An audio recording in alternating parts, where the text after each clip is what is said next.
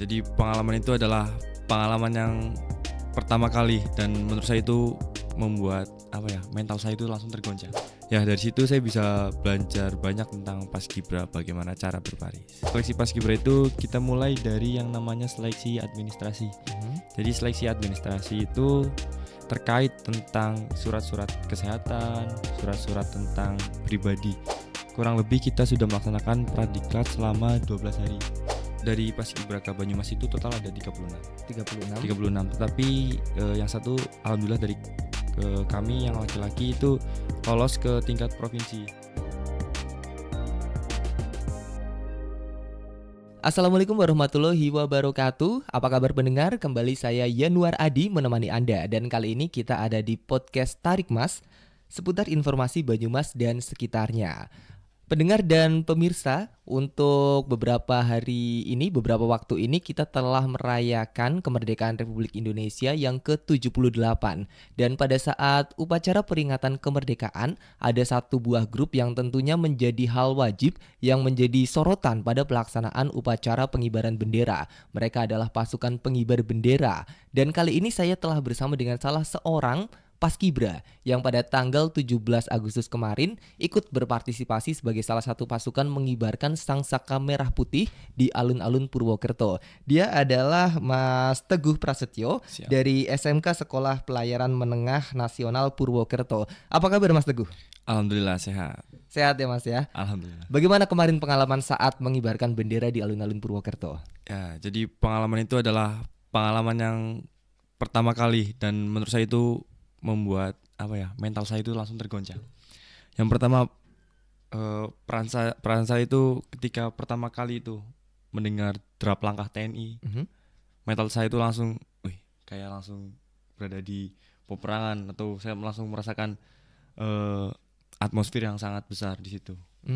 Mas Teguh tadi menyampaikan bahwa ini pengalaman pertama ya. Tapi untuk pengalaman dalam hal baris berbaris sudah mulai sejak kapan Mas? Oke, untuk pengalaman sejak itu saya dimulai dari waktu SD. Jadi dulu itu jujur saja saya bukan dari Paskibra. Saya basicnya itu pramuka dari dulu.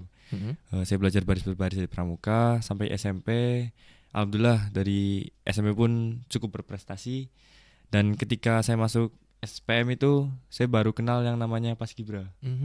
Dan saya ucapkan terima kasih juga kepada SPM dan senior-senior yang telah membimbing. Dan ya dari situ saya bisa belajar banyak tentang Paskibra, bagaimana cara berbaris. Tadi menyampaikan prestasi saat SMP ya, prestasi apa Mas? Untuk prestasi dari SMP itu dimulai dari waktu kelas 7. Dari kelas 7 itu saya sudah terpilih untuk mewakili sekolah saya lanjut ke tingkat kabupaten untuk mewakili kecamatan. Dan dari situ setelah itu saya mendapatkan penghargaan Pramuka Garuda. Oh, jadi saat itu prestasi di bidang pramuka ya? Pramuka. Tapi kaitannya baris berbaris bukan? Baris berbaris. Baris berbaris juga. Sama. Oke, Mas, untuk seleksi sendiri Mas di Paskibra kemarin seperti apa, bisa diceritakan tahapannya? Oke, dimulai seleksi Paskibra itu kita mulai dari yang namanya seleksi administrasi. Jadi seleksi administrasi itu terkait tentang surat-surat kesehatan, surat-surat tentang pribadi, contohnya seperti akte, KK, dan lain-lain. Setelah lulus di administrasi, kita melaksanakan seleksi parade. Jadi dari seleksi parade tersebut kita dicek postur badan kita, dicek juga kesehatan kita, dan tentang postur-postur lainnya lah yang berkaitan tentang Paskibraka nanti. Setelah itu dilanjut dengan tes PBB. Kita dites tentang PBB, bagaimana cara menghadap, cara langkah tegap, cara mengeluarkan suara, intonasi ataupun perintah lah, cara itunya. Dan setelah itu kita melaksanakan tes yang namanya wawasan kebangsaan. Dan setelah wawasan kebangsaan ada juga tes TIU. Setelah TIU 2 tes terakhir yaitu tentang tes fisik dan juga tes kepribadian. Untuk tes-tesnya sendiri timelinenya seperti apa? Untuk bulan Agustus saja deh. Bulan Agustus. Apa itu sudah mulai latihan? Sudah mulai latihan. Seberapa sering intensitas latihan dari Paskibra sendiri? Untuk intensitas latihan dari Paskibra itu kita mulai dari untuk yang aslinya. Kita diklat itu mulai tanggal 1. Tapi kita ambil waktu yang cukup banyak sebelumnya, yaitu ada yang namanya pradiklat. Kurang lebih kita sudah melaksanakan pradiklat selama 12 hari untuk persiapan ketika melaksanakan diklat. Dari pradiklat tersebut kita dibimbing secara fisik dan mental untuk persiapan diklat nantinya. Iya. Tadi ada kayak persiapan fisik gitu ya. Mas Teguh sendiri tingginya berapa ini, Mas? Untuk saya sendiri tingginya itu 175. 175 dan saat ini kelas 11 ya. Kelas Berapa 11. tahun? Sekarang masih 16. Masih 16 tahun 175. Tinggi ya. Alhamdulillah. Memang keluarga postur tinggi-tinggi semua atau gimana, Mas? Alhamdulillah, keturunan itu tinggi-tinggi. Oke. Kembali ke masalah Paskib. Selama menjalani persiapan menjadi seorang paskibraka, suka dukanya apa, Mas? Ya, suka duka itu pasti selalu ada dalam setiap kegiatan. Yang jelas kita mulai dari sukanya dulu aja ya. Iya, sukanya dulu. Untuk suka yaitu yang jelas kita saling sama-sama di situ, apapun keadaannya kita saling sama-sama. Persaudaraan di situ, kekeluargaan di situ itu sangat erat. Bagaimanapun ya sukanya di situ tuh yang jelas paling utama adalah kita itu merasakan yang sebelumnya kita tidak pernah rasakan. Contohnya kita setiap hari itu ketemu teman-teman terus, cerita inilah keseharian kita sama-sama terus. Jadi walaupun dalam keadaan kondisi apapun, sedih ataupun apa, kita saling sama-sama. Dan saya rasa itu saya merasakan perasaan yang berbeda gitu. Yang saya rasakan kekeluargaan itu sangat erat. Nambah relasi juga ya, Mas? Nambah relasi, sangat menambah relasi. Dan juga sukanya juga dari para pelatih dan PPI itu banyak sekali yang mempunyai pengalaman.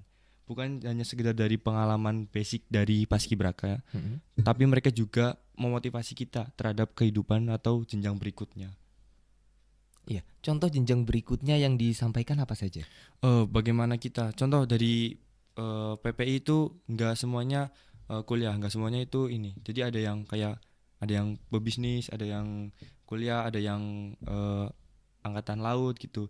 Mereka itu mengasih motivasi sesuai dengan apa yang kita ingin capai. Jadi kita mempunyai banyak relasi dan juga kita banyak mendapatkan referensi tentang kedepannya. Jadi kita itu menata masa depan dengan orang yang sudah mengalami pengalaman yang akan kita alami. Iya, kalau Teguh sendiri nih, cita-citanya apa?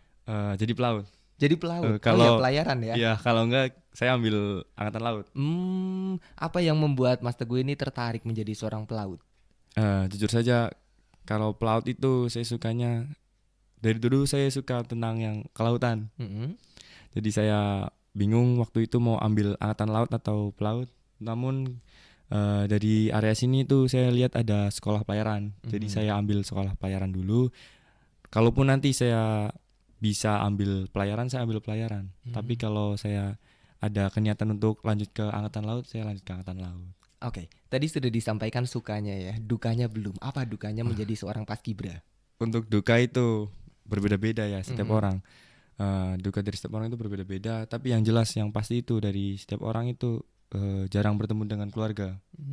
Jadi terkadang itu ada momen di mana mereka itu merasa kangen gitu. Kalau kita saat melaksanakan kegiatan, kita nggak mungkin kepikiran seperti itu.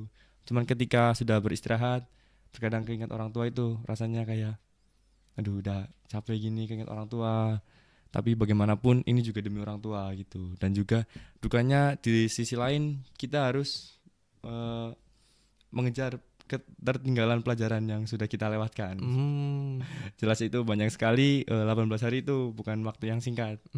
Apalagi di sini kita sudah sistem merdeka. Jadi kurikulum merdeka banyak sekali praktek-praktek yang kita lewatkan. Jadi itu sangat-sangat ya membuat kami pusing mungkin. Jadi selama 18 hari itu seperti di karantina ya? Di karantina full. Dari jam berapa sampai jam berapa tiap harinya? Untuk latihan itu kami mulai latihan dari bangun aja ya. Dari bangun itu kami jam 3 sudah persiapan bangun. Wow. Jam 3 sudah persiapan bangun. Jadi di situ ada pimpinannya. Jadi dan di situ alhamdulillah saya juga jadi pimpinannya. Dan juga ada yang ketua yang laki-laki sama perempuan. Jadi tugasnya itu mengkoordinasikan pagi-pagi untuk bangun terlebih dahulu, melaksanakan sholat tahajud dan lain-lain. Setelah itu persiapan untuk keluar untuk melaksanakan pemanasan dan lari-lari kecil, pemanasan dan penguatan-penguatan santai. Setelah itu ada arahan dari pelatih ataupun PPI mengarahkan untuk hari ini apa kegiatannya dan bagaimana jalannya. Dan seperti biasanya setelah ada pengarahan selesai itu azan subuh kami selesai. Setelah itu persiapan mandi dan juga persiapan untuk sholat subuh. Setelah itu makan, terus setelah makan kami jam 6 itu sudah persiapan mau berangkat ke alun-alun. Berangkat ke alun-alun, lalu selesai latihan sampai kurang lebih jam 3, jam 4. Itu ada liburnya nggak? Untuk libur tidak ada, cuman ada waktu di mana kita dapat rest yang lebih banyak, lebih dapat banyak istirahat. Jadi untuk ada 1-2 hari yang kita diharuskan untuk tidur siang untuk merefresh otak dan juga tenaga. Iya, dan kemarin setelah melaksanakan tugas pada tanggal 17 gimana rasanya? Yang pasti jelas sangat bangga. Ada perasaan tersendiri dan rasanya itu udah lama ketemu orang tua. Sekali ketemu itu langsung terharu lihat orang tua dan juga yang jelas pasti bangga lah. Kemarin ada berapa jumlahnya? Untuk kemarin itu dari Paskibraka Banyumas itu total ada 36.